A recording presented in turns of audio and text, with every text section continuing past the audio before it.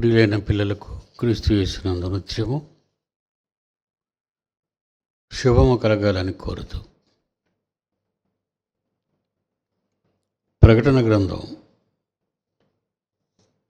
17వ అధ్యాయంలోని ఎర్రని మృగముపై కూర్చున్న స్త్రీ, 7 తలలు 10 కొమ్ములు.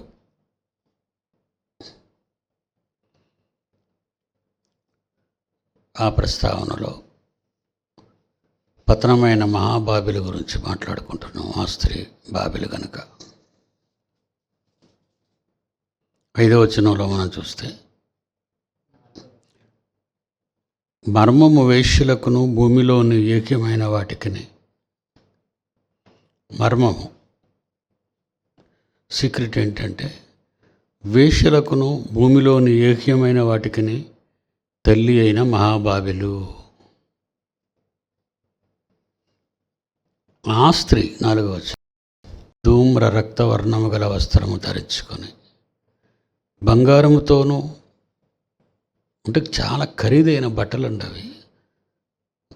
ధూమ్ర రక్త వర్ణాలు అంటే ఇవి ఎక్కువగా మనం ఇస్లాం దేశాల్లోని రాజవంశీకులు వాళ్ళ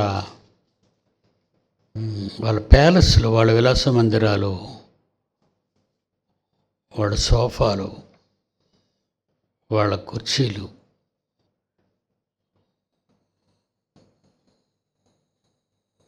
రకరకాల ప్రపంచంలో ఉన్న రకరకాల కలర్స్ క్లాత్స్ రప్పించుకుంటారు.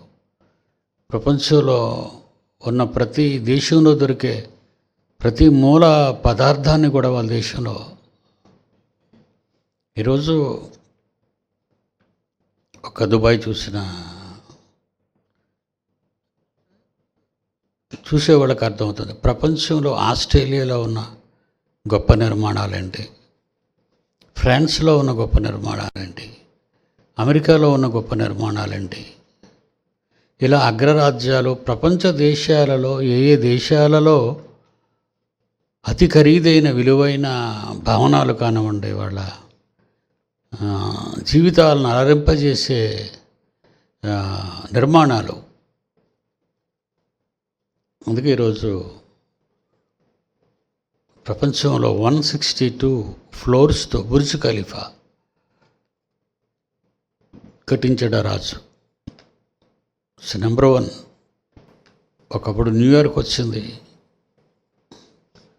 ఆ తర్వాత టోక్యో వచ్చింది. ఇలా వరుసగా మనం సీరియల్గా చూసుకొని ఉంటే ఈరోజు చివరికి బుర్జ్ ఖలీఫా వచ్చింది.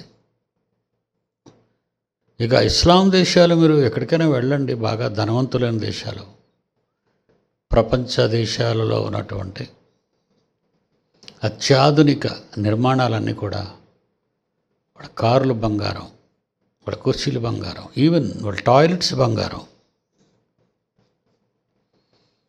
మరణించిన సదామే తన బాత్రూమ్ని ఆనాటి 200 కోట్ల 1990 నాటికి 200 కోట్ల విలువైన బాత్రూమ్ను కట్టించుకున్నాడు బంగారంతో.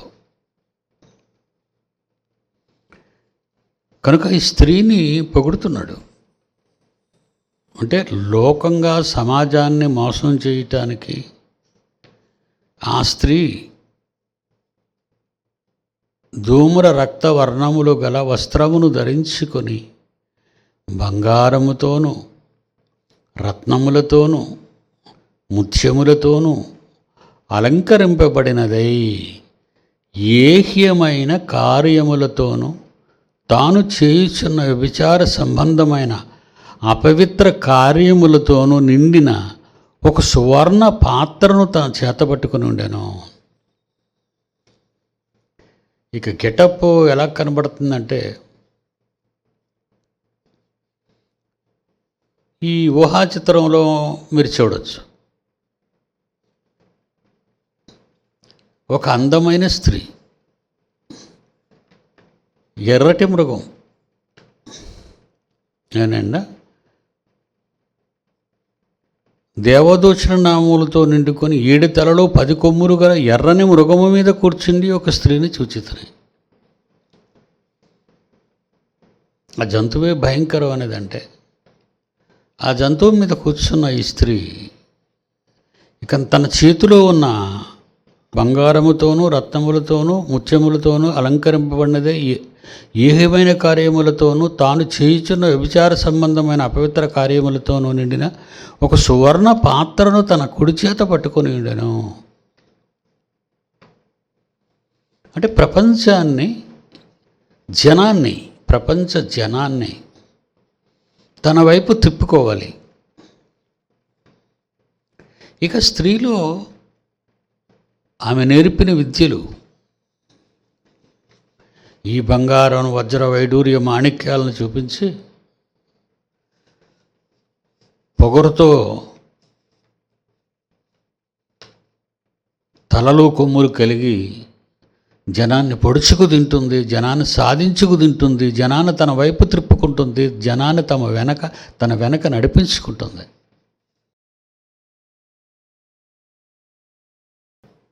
ఏహ్యమైన ఈ పబ్లిసిటీ, ఇంత యాడ్, ఈ రకమైనటువంటి యాడ్ ఎందుకు చూపించిందంటే, కనిపించింది జనానికంటే, ధూమ్ర రక్తవర్ణము గల వస్త్రము ధరించుకొని బంగారముతోనూ రత్నములతోనూ ముత్యములతోనూ అలంకరింపబడినదే ఏహ్యమైన కార్యములతోనూ తాను చేయుచున్న విచార సంబంధమైన అపవిత్ర కార్యములతోనూ నిండిన ఒక సువర్ణ పాత్రను తన చేతిలో పట్టుకొని ఉండేను అంటున్నాడు.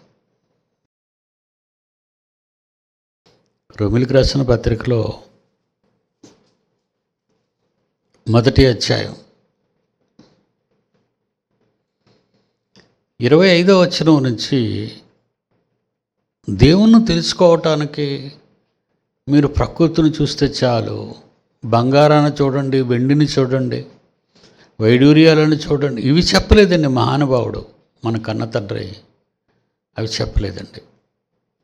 మీరు సృష్టిని చూస్తే నా సంగతి మీకు అర్థమవుతుంది, ఎందుకంటే అవి సజీవ సాక్ష్యాలు, మీ కొరకు నేను వాటిని కలిగించాను, మీరు వాటిని అనుభవిస్తూ హ్యాపీగా నేను నియమించిన కట్టడల్లో మీ జీవిత విధానాన్ని మార్చుకోండి అని నేను అంతవరకు చెప్పిస్తే, 25వ వచనం నుంచి చూస్తే వాళ్ళు విడిపోయి ఈ సువర్ణ పాత్రలో కలిగినటువంటి ఈ బంగారు పాత్రలో ఉన్నటువంటి వాటిని మోహించి కోరికలతో అట్టివారు దేవుని సత్యాన్ని, వాక్యాన్ని అబద్ధానికి మార్చేసి సృష్టికర్తకు ప్రతిగా సృష్టమును పూజించి సేవించిరి. బంగారాన్ని పూజిస్తారు, వజ్రాలు పూజిస్తారు, వైడూర్యాలు పూజిస్తారు, అందాలను ప్రేమిస్తారు, పూజిస్తారు, ఏమండి, బట్టలను ప్రేమిస్తారు, పూజిస్తారు, స్త్రీలను పూజిస్తారు, ప్రేమిస్తారు.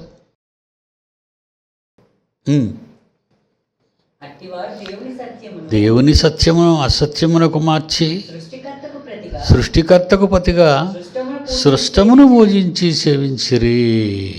అవి మనుషుల చేత సృష్టింపబడిన వాటిని, దేవుని చేత సృష్టింపబడిన వాటిని పూజిస్తున్నారా? వాళ్ళు కూడా ఈ మధ్య లేరండి. ఇప్పుడు గతంలో మన భారతదేశంలో ఉన్న మన వాళ్ళ సంస్కృతి గురించి మనం ఆలోచిస్తే, ప్రకృతిలో ఉన్న దాతల్ని, మానవ కళ్యాణానికి ఉపయోగపడినటువంటి ప్రకృతిలోని వాటిని వీళ్ళు పూజిస్తారు. ఎలాంటి పూజ అది? ఒక సూర్యుడు ఉన్నాడు. ఆ సూర్యుడు తన ప్రకాశమానంతో భూమి మీద ఉన్న వైరస్లు కానీ బ్యాక్టీరియాలను కానీ అన్నిటినీ నాశనం చేస్తాడు. అశుద్ధం అనేదాన్ని, కంపు అనేదాన్ని తీసిస్తాడు. ఒక వర్షం ఉందనుకోండి, నేలను తడిపి మానవాళి ఆకలిని తీరుస్తుంది. దాత వీటిని ఒక చెట్టు అది పళ్ళిస్తుంది మానవాళికి. కనుక వీళ్ళ మనోభావాలలో, మన హైందవ సోదరుల మనోభావాలలో వాటిని దేవతలుగా, దేవుళ్ళుగా వాళ్ళ భావాలతో వాళ్ళు ఆలోచించగలుగుతున్నారంటే, ఒకనాటి భారతదేశ సంస్కృతిలో అలా ఉండేది, కానీ ఇప్పుడు అలా లేదు. ఇప్పుడు వాళ్ళు అలా చేయటం లేదు. ఎందుకంటే డబ్బుకి ఇచ్చిన విలువ, బంగారానికి ఇచ్చిన విలువ, కరెన్సీకి ఇచ్చిన విలువ, ఆస్తులకు ఇచ్చిన విలువ, అంటే వీళ్ళు సృష్టించుకున్నవి. వీళ్ళు బంగారం బిస్కెట్లుగానో బంగారం ఇటుకలుగానో మార్చుకొని, క్రైస్తవుడు కానీ, ఇస్లాం కానీ, హైందవుడు కానీ బంగారాన్ని ఇటుకలలా మార్చుకొని భూగర్భాలలో వాళ్ళ నివాసాల్లో దాచుకుంటున్నారు.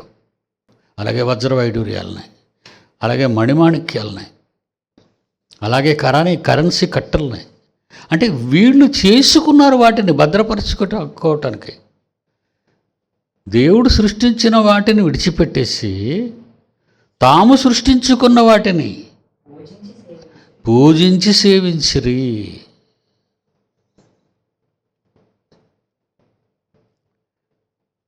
పూజించి సేవించుకుంటున్నారు. ఆ స్థితికి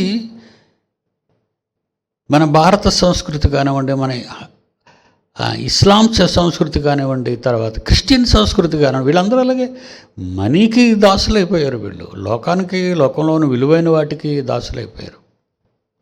ఎందుకంటే ఇంత ప్రపంచవ్యాప్తంగా ఇలాంటి దారుణమైన అతి ఘోరమైన దశకు తీసుకొచ్చింది అదిగో ఆ ఎర్రని మృగం మీద కూర్చున్న ఆ స్త్రీ, బాబెలు. ఇక తన క్యారెక్టర్, ఆకాశాన్ని అంటే శిఖరం కడదాం, మానవాళిలో పేరు తెచ్చుకుందాం. ఈరోజు ఒక దేశం మీద పేరు కావాలి, నెంబర్ 1లో ఉండాలి. ఒక దేశం మీద అలా పోటీ పడుతుంది. నేనంటే నేను. ఈ విధంగా ప్రపంచ దేశాలను మార్చింది, ప్రపంచ మానవాళిని మార్చింది. నెక్స్ట్ ఇంకేం చదువుతాడు చూడండి, 26వ వచనం. అందువలన దేవుడు తుచ్చమైన మానవ కోరికలలోనివి ఆ ఎర్రని జంతువు మీద కూర్చున్న ఆ స్త్రీ ఆ బంగారు పళ్ళెంలో తన కుడి చేత పట్టుకున్న ఆ పళ్ళెంలో ఉన్నవేంటో తెలుసా? చదువుతున్నాడు చూడండి. తుచ్చమైన అభిలాషలకు, తుచ్చమైన కోరికలకు వారిని అప్పగించాడు. వాళ్ళు ఎలా మారిపోయారు? ఆ బంగారు గిన్నెలో పట్టుకున్న ఆ సంపద, బంగారు గిన్నెలో బంగారముతోనూ రత్నములతోనూ ముత్యములతోనూ అలంకరింపబడినదై ఏహ్యమైన కార్యములతోనూ తాను చేయుచున్న వ్యభిచార సంబంధమైన అపవిత్ర కార్యములతోనూ నిండిన ఒక సువర్ణ పాత్రను తన చేత పట్టుకొని ఉండెను. ఒక పాత్ర పట్టుకొని ఉంది. ఇంకా పాత్రలో ఏమున్నాయి, ఎలాంటి క్యారెక్టర్స్ ఉన్నాయో చెప్తున్నాడు చూడండి. వాడు స్త్రీలు సహితము స్వాభావికమైన ధర్మమును విడిచి స్వాభావిక విరుద్ధమైన ధర్మమును అనుసరించి, పురుషుడు కూడా స్త్రీ యొక్క స్వాభావికమైన ధర్మాన్ని విడిచిపెట్టి పురుషులతో పురుషులు అవాచ్యమైనది చేయుచు తమ తప్పిదములకు తగిన ప్రతిఫలమును పొందొచ్చు. ఒకరి ఎడల ఒకరు కామతప్తులకు ఇది అదే వ్యభిచార సంబంధమైన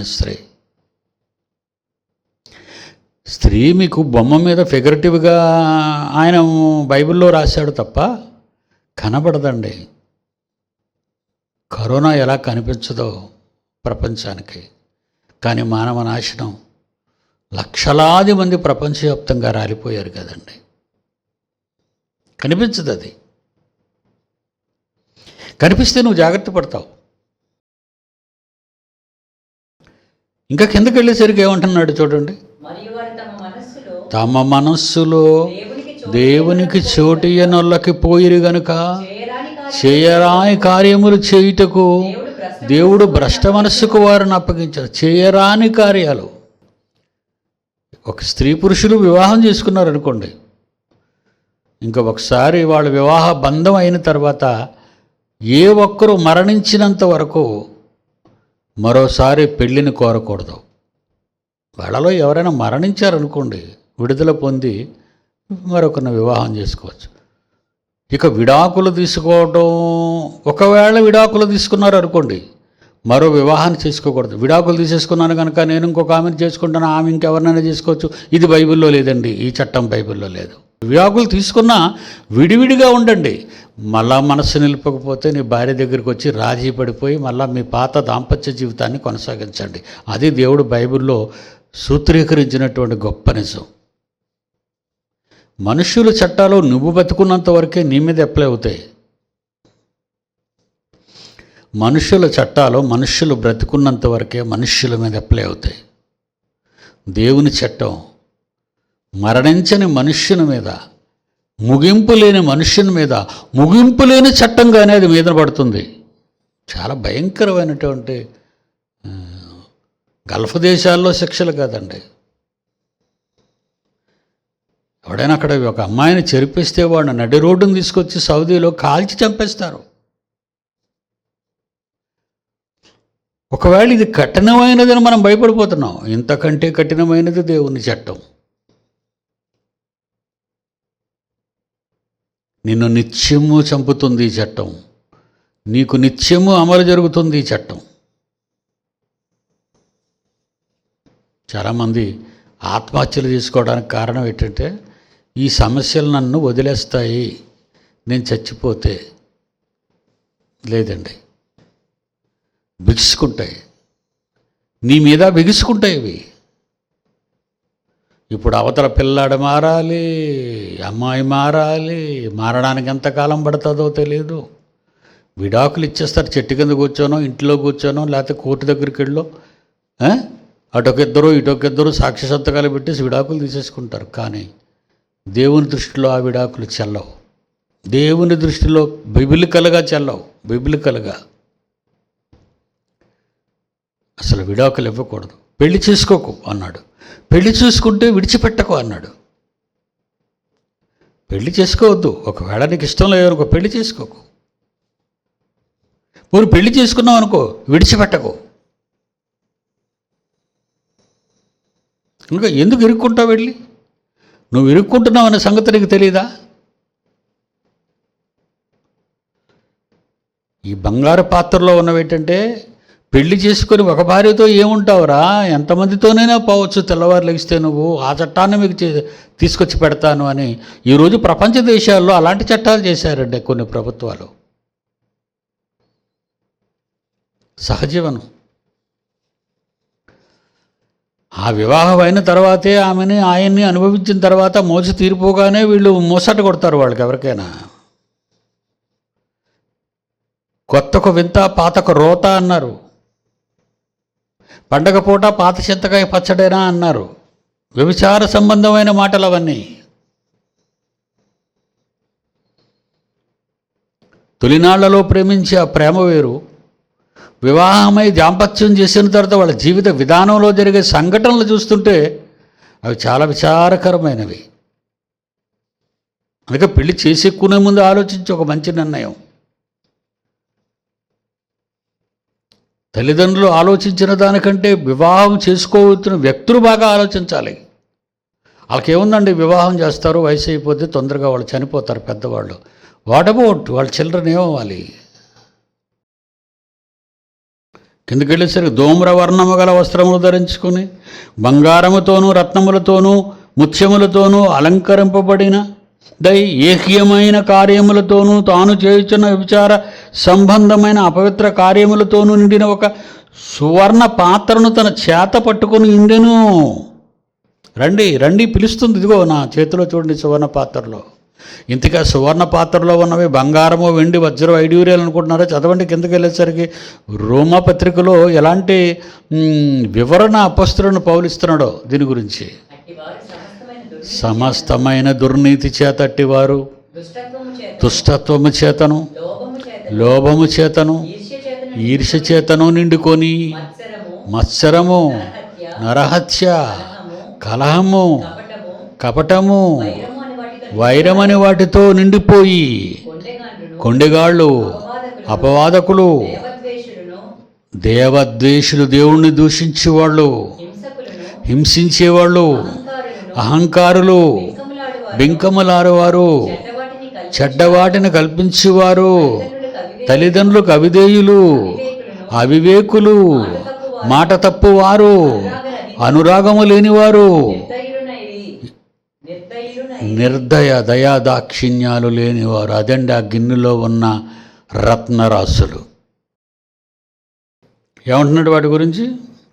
ధూమ్ర రక్తవర్ణము గల వస్త్రమును ధరించుకొని బంగారముతోనూ రత్నములతోనూ ముత్యములతోనూ అలంకరింపబడినదే, ఏహమైన కార్యములతోనూ తాను చేయుచున్న విచార సంబంధమైన అపవిత్ర కార్యములతోనూ నిండిన ఒక సువర్ణ పాత్రను తన చేత పట్టుకుని నిండెను.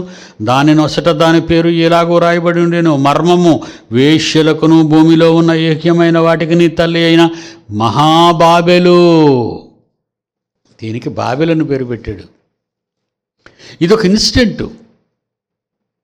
చరిత్రలో 5 రూపకాలంకారంలో రాయబడిన ఒక ఇన్సిడెంట్ని రూపకాలంకారంలో రాస్తున్నాడు క్రొత్త నిబంధన పూర్తయ్యే నాటికి. అందుకే ప్రకటన గ్రంథం తర్వాత మరొక అంటూ జ్ఞానం లేదండి ఇంకా.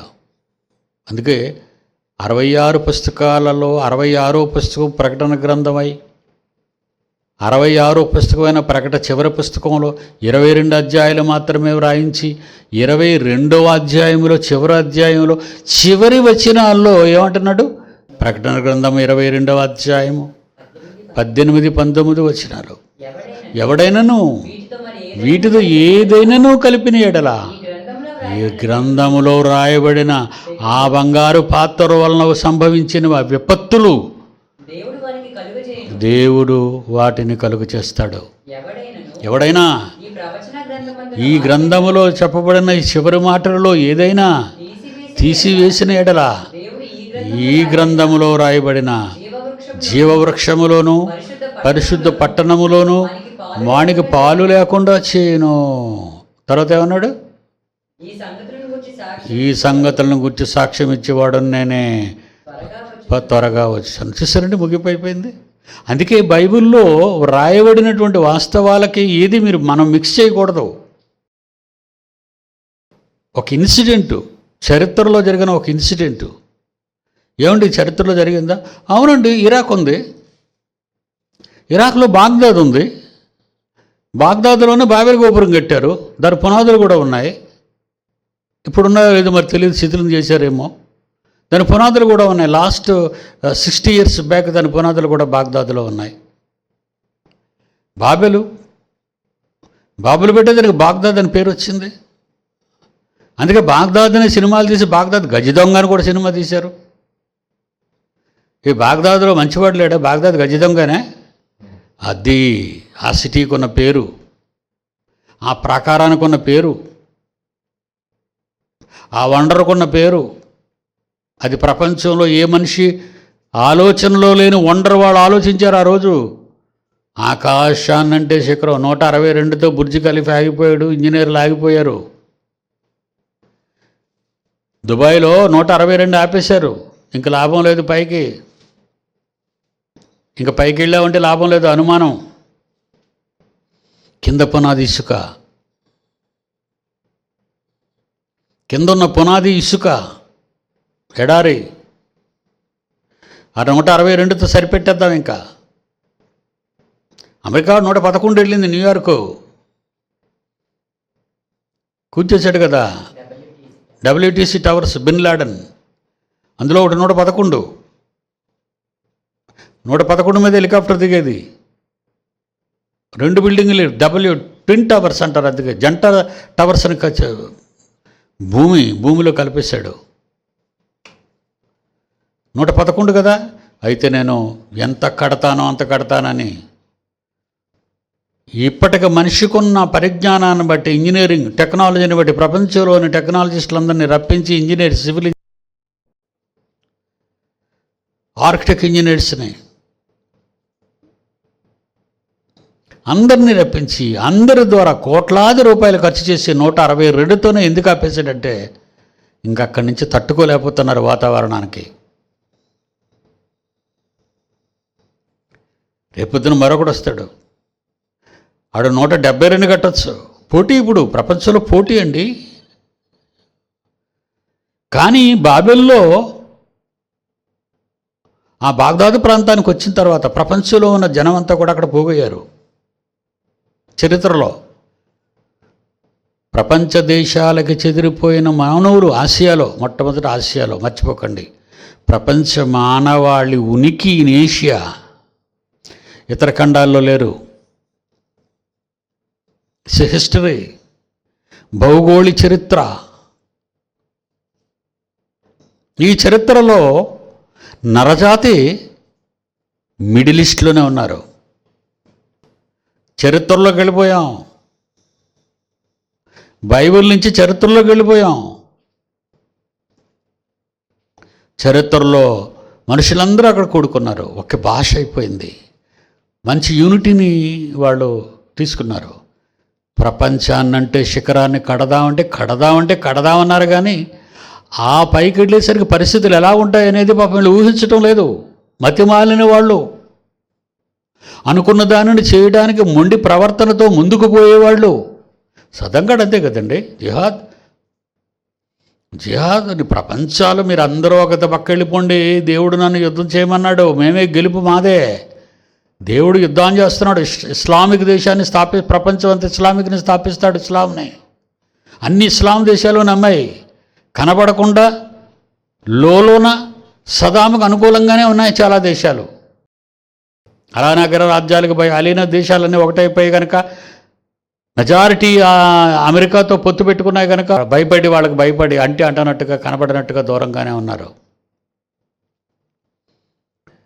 The full history of the Baghdad, full history of the Iraq. ఎవరేం చెప్పినానండి, నేను బైబిల్ మాత్రమే చదువుకున్నాను. బైబిల్లో ఉన్న పాండిత్యాన్ని నేను చెబుతున్నాను. ఎవరేమనుకోండి నోము, నేనేం ఫీల్ అయ్యేది లేదు. కానీ ఎప్పటికైనా ఇది నిజం అవుతుంది. ఎలియన్స్ లేరన్నాను, ఎప్పటికైనా అది నిజం అవుతుంది. ఆస్ట్రాయిడ్స్ భూమి తాకేస్తే అన్నాడు, అది అంత వేగ జరిగే పని కాదంటున్నాను. దేవుని ఆలోచన లేకుండా ఆస్ట్రాయిడ్స్ వచ్చి భూమిని గుద్దేస్తాయని నాసా వాళ్ళు చెప్పడం, దానంత దౌర్భాగ్యం మరొకటి లేదు. ఇది పిడి సుందరరావు చెప్పే సర్వసత్యం. దుష్టాలోచన వచ్చింది వాళ్ళకి. ఆకాశానంటే శిఖరం, ఆకాశానంటే 162 కేళ్ళు ఆగిపోయారు కదా. నేటి కాలంలో 162కి ఆగిపోతే నువ్వెక్కడ ఆకాశాన్ని కడతావురా? ఇప్పుడు ఆకాశమే ఎక్కడుందో తెలియక ఈరోజు శాస్త్రవేత్తలు విశ్వం యొక్క అంచులు తెలియకున్నారు. వాళ్ళు అంచులు తెలియదు వాళ్ళకి. ఒకడు స్థూలాకారం అంటాడు, ఒకడు దీర్ఘచతురస్రాకారం అంటాడు, ఒకడు ఇంకే ఆకారం అంటాడు. ఏటో ఎవడు నోటుకు వచ్చింది వాడు శాస్త్రం చెప్తున్నాడు. ఊహించిన శాస్త్రాలు ఎందుకురా? బయటకు పైకి వెళ్తే ఉండలేరు. భూమి మీద దేవుడు ఏమన్నాడు మనిషిని సృష్టించిన తర్వాత? అపోస్తుల కార్యం 17వ అధ్యాయంలో, మీరు ఎందుకురా పైకి వెళ్తారు? నేను పొలిమేరలు వేశాను, మీరున్న చోటుకి పొలిమేరలు వేశాను. దేశాల మధ్య పొలిమేరలు, సముద్రాల మధ్య పొలిమేరలు, ఆకాశంలో పొలిమేరలు, భూభాగం అంతా పొలిమేరలతో ఉంటాయి అన్ని దేశాలు. పొలిమేరలు ఎందుకంటే నువ్వు ఆ దేశానికి వెళ్ళకూడదు, ఆ పొలిమేర దాటకూడదని. దేవుడు కూడా భూమి మీద ఉన్న నరుడు అనేవాడు దేవుడు వేసిన పొలిమేరను దాటకూడదు. అపోస్తుల కార్యాలు 17వ అధ్యాయం. మహానుభావుడు అపోస్తలుడు పౌలు మాట్లాడుతున్న మాటలు అరిపయోగ మహాసభ దగ్గర మహాజ్ఞానకూటమి యూరప్లో, అది గ్రీకులో. గ్రీకు శాస్త్రవేత్తలు తెలుసు కదండి. అరిస్టాటిల్, శాస్త్రవేత్తల సాష్టాంగ ప్రమాణాలు చేస్తుంది ఈ లోకం, నేను కాదండి. I'm not. అరిపయోగ మహాసభ గ్రీకు మహాసభది. పౌలును రమ్మన్నారు మాట్లాడడానికి. అక్కడ చెప్తున్నాడు చూడండి వాళ్ళకి, జ్ఞానులకి, గ్రీసు దేశస్తులు జ్ఞానమును వెతుకొచ్చున్నారు. అది యేసు అన్నమాట. యేసు కూడా అదే అన్నాడు. వాళ్ళు ఎప్పుడు చూసినా జ్ఞానం జ్ఞానం జ్ఞానం జ్ఞానం. అందుకే అరిస్టాటిల్ అక్కడ పుట్టాడు.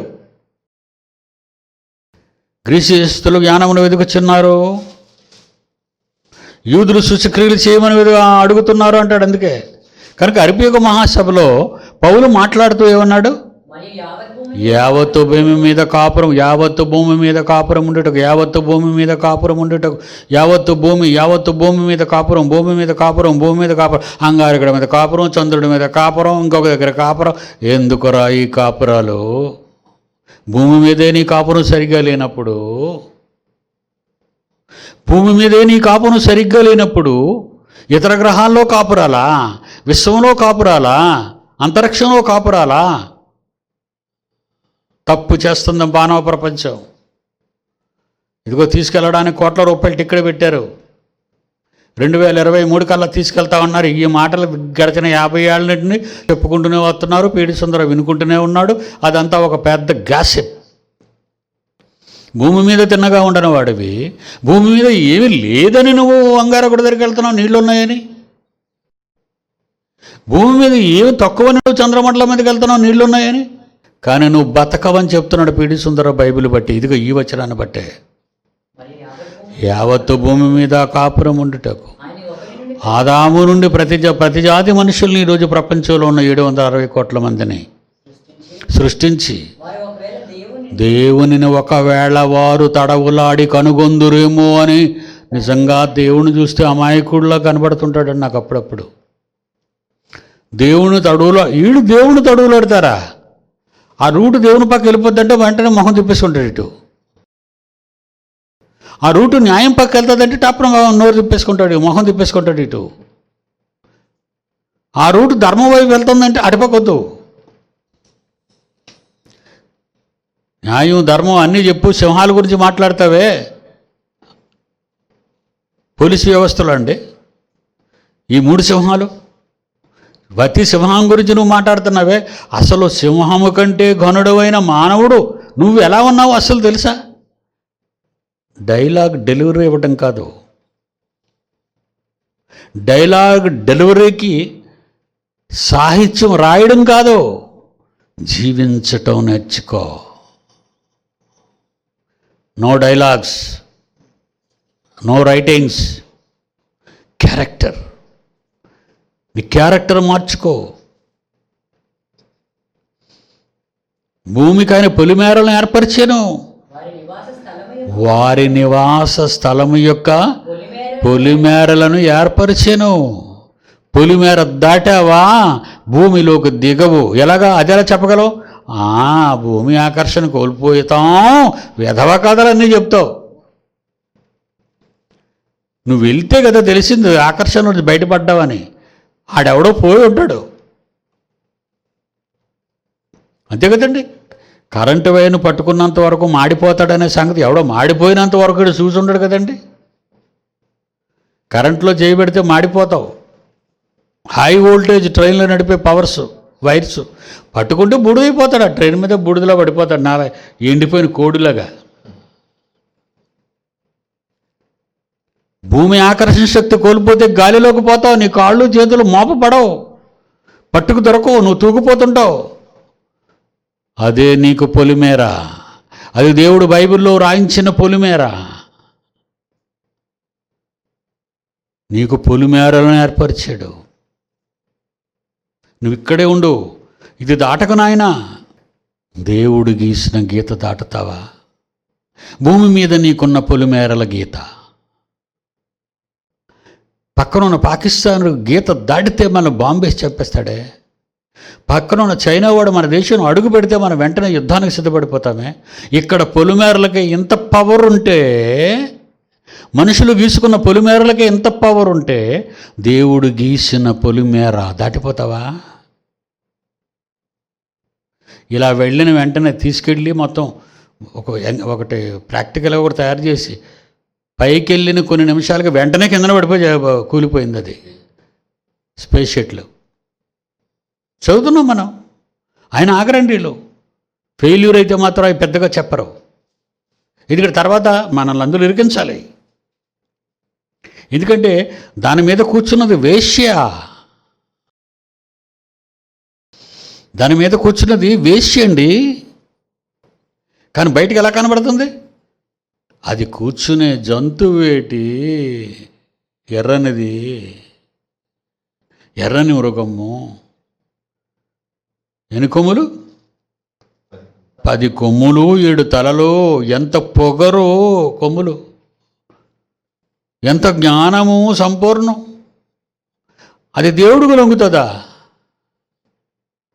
దాని ప్రతిభ చూపిస్తుంది. తీసుకెళ్ళిపోదు అంతరిక్షంలోకి, తప్పదు. నేను ఈ లోకాన్ని విడిచిపెట్టిన తర్వాత ఎవరో ఒకరు తీసుకెళ్ళి చంపేస్తుంది పైన. అలా భ్రమింపచేస్తుంది. అది ఎక్కడ పుట్టింది? Baghdad, Iraq.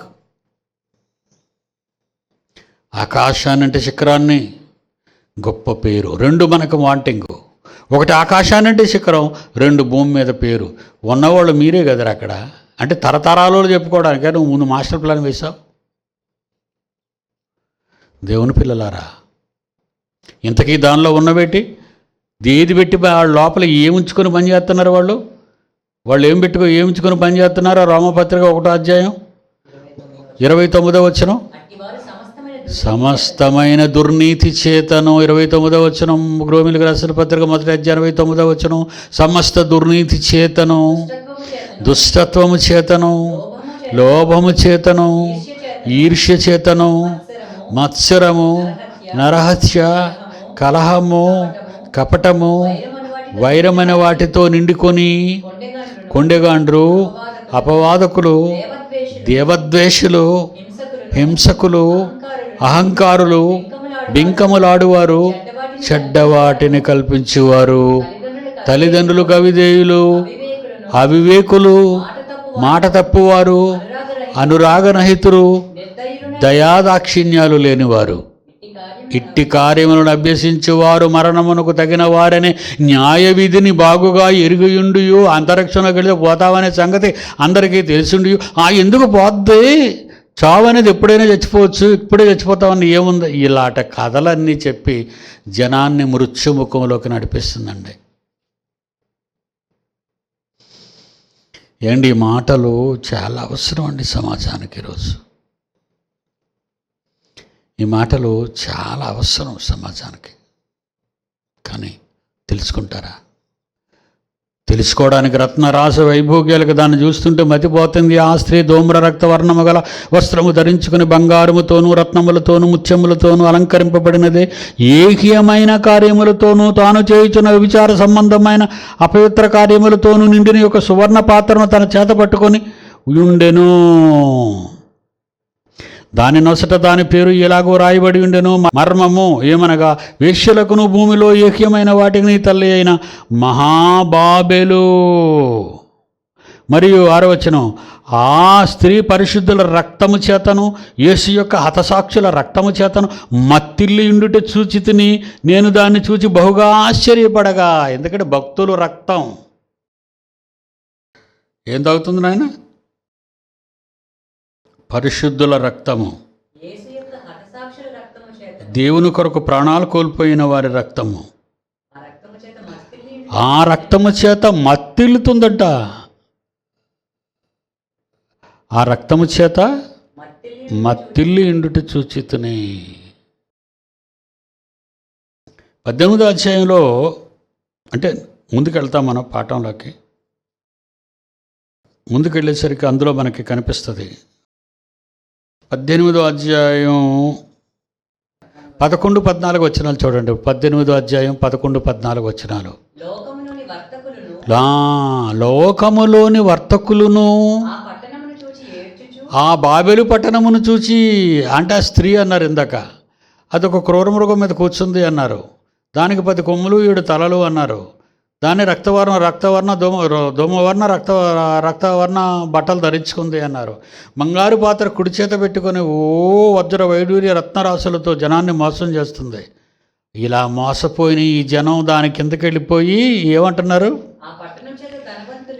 ఆ పట్టణము చేత ఒకప్పుడు ఆ దౌర్భాగ్యపు లక్షణాల చేత ఆ మాటలు వినుట వలన ధనవంతులైన ఈ సరుకుల వర్తకులు ఏడుస్తూ దుఃఖపడుతూ, అయ్యో అయ్యో, సన్నపు నారబడ్డలను ధూమ్ర రక్తవర్ణపు వస్త్రములు ధరించుకొని బంగారముతోనూ రక్తములతోనూ ముత్యములతోనూ అలంకరింపబడిన వలన మహాపట్టణమా, బాబెలు పట్టణమా, ఇంత ఐశ్వర్యము ఒక్క గడియలోనే పాడైపోయిను అని చెప్పుకొనుచు దాని బాధను చూచి భయాక్రాంతులై దూరముగా నిలిచుందురు.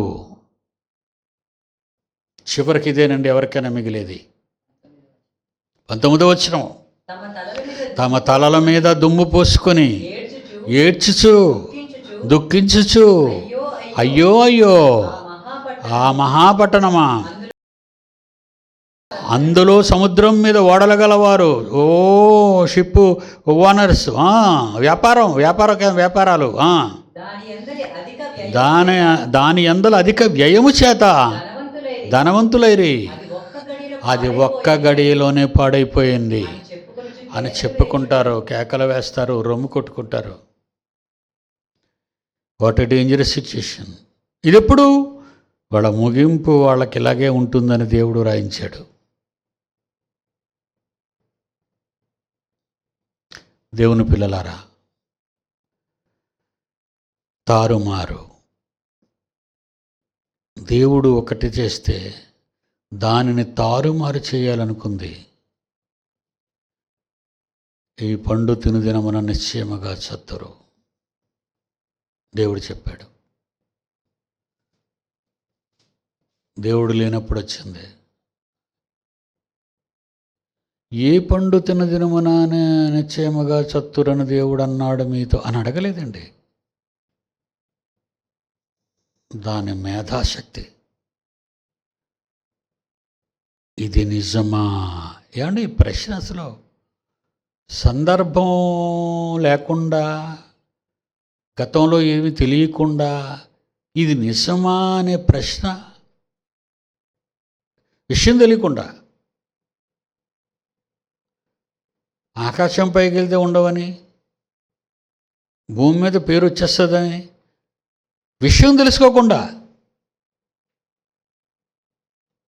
ఆదాము దగ్గరికి వచ్చి, అవ్వ దగ్గరికి వచ్చింది. ఇది నిజమా? ఏమన్నాడు? ఆదికాండం 3వ అధ్యాయం ఫస్ట్ రంగప్రవేశం చేసిందండి సేటన్, ఘట సర్పం. సమస్త భూజంతువులలో సర్పము యుక్తి గలదయుండెను. అది ఆ స్త్రీతో, ఇదేంటండి స్టార్టింగ్ వర్డ్ అండి. ఈవిల్ నోట నుంచి వచ్చిన మాట, ఈవిల్ నుంచి వచ్చిన మాట అందాం. ఈవిల్ నుంచి, దుష్ట శక్తి నుంచి వచ్చిన మొట్టమొదటి ప్రారంభపు మాట, ఇది నిజమా? బుర్రున్న ఏ ఆడైనా ఏ మగైనా ఏటి నిజం, ఎవరు నువ్వు అని ఈరోజు అడుగుతాం. ఎవరైనా మన ఇంటి దగ్గరికి వచ్చి తలుపు కొట్టి ఇది నిజమా అంటే, ఎవరయ్యా నువ్వు ఎందుకని అని మనం అంటామే. ఆ మాట కూడా అవ్వడగలేని పరిస్థితిలో ఉందా? భూజంతువులే కదా అవన్నీ ఆదాము వాళ్ళకి తెలుసు కదా. ఏంటి నువ్వు మాట్లాడుతున్నావేంటి? ఏటి నిజం, ఏది అబద్ధం, ఏది నిజమా అడగలేదండి. ఇది నిజమా? మొదటి మాట మరలా విప్పేసింది నోరు. ఈ తోట చెట్లలో దేని ఫలమునైనను మీరు తినకూడదని దేవుడు చెప్పినప్పుడు లేనప్పుడు, చెప్పినప్పుడు ఇది అక్కడ లేనప్పుడు, చెప్పినప్పుడు ఇది అక్కడ కనబడనప్పుడు ఎలా అడుగుతుంది ఇదంతా? ఏంటి దాని టెక్నిక్ ఏమి లేదండి. అవ్వ బలహీనత. నీ బలహీనత నిన్ను మోసగించేవాడు క్యాష్ చేసుకుంటాడు. నీ బలహీనత మోసం చేయడానికి వచ్చేవాడు క్యాష్ చేసుకుంటాడు. ఈ తోట చెట్ల ఫలములలో దేనినైనా తినకూడదని దేవుడు చెప్పిన, దేవుడు ఒప్పుకోవాలి కదా. దానికి తెలుసు కదా దేవుడని, దానికి తెలుసు దేవుడని. దేవుడు చెప్పినా అంటే ఎంత చక్కగా కాపీ చేసిందో చూడండి. ఏ పదం కూడా తప్పు మాట్లాడలేదు. అది దేవుడు చెప్పినా అంతేనండి. ఫస్ట్ వాయిస్, మొదటి శబ్దం, సాతాను నోట నుండి వచ్చిన ప్రారంభ శబ్దం, ఇది నిజమా? అదే బాబెల్లో ఉంది. అదే 2021 ఈరోజు ప్రపంచమంతా విస్తరించింది. దేవుడి గురించి అయితే ప్రశ్నిస్తావు, నీ క్యారెక్టర్ గురించి ప్రశ్నించు, నీ వ్యాపారం గురించి ప్రశ్నించు, నీ దగాకోరుతనం గురించి ప్రశ్నించు, నీ పాపాల గురించి ప్రశ్నించు. ఏ ప్రశ్న అని అడిగితే దేవుని గురించి ప్రశ్న, మంచి గురించి ప్రశ్న, న్యాయం గురించి ప్రశ్న, ధర్మం గురించి ప్రశ్న, పుణ్యం గురించి ప్రశ్న. ప్రశ్నలు మంచి వాటి మీదే ఉంటాయి. బాగా ఆలోచించాలి మీరు. సాతానుగాడు ప్రశ్నలు, మీరు చేసే ఉత్తమమైన కార్యాల మీదే ప్రశ్నలు పూనుకుంటాయి. వద్దు. ప్రశ్న వచ్చింది అంటే నిన్ను కాటేయటానికి నీ ముందు నిలబడింది అని అర్థం. అమాయకురాలైన అవ్వను ఆవహించింది. ఆమె గర్భం నుంచి వచ్చిన మానవ సంతానాన్ని కాటువేసింది. సర్ప సంతానమని పేరు పెట్టేసింది. మనం సర్ప సంతానం. బాబెలు మన జ్ఞాపకాల్లో ఉండిపోవాలి. ఏదో చేద్దాం, ఏదో సాధిద్దాం, అది దేవుని కొరకు అని మనం అనుకున్నా అది జాగ్రత్తగా మరో వేనేస్తుంది. కొంతవరకు దేవునిలోనే నడిపిస్తుంది. ఆ తర్వాత మన రూటే మారుస్తుంది. ఎందుకంటే ఒక మంచిని సాధిద్దాం అనేసరికి మన చుట్టూ చేరుతుంది కొన్ని రకాల దందాలు. మంచి మాటలు చెప్పి మన కష్టాన్ని దోచుకొని మనల్ని అప్పుల పాలు చేసి ముంచుతారు. God bless you. రేపు కలుసుకుందాం.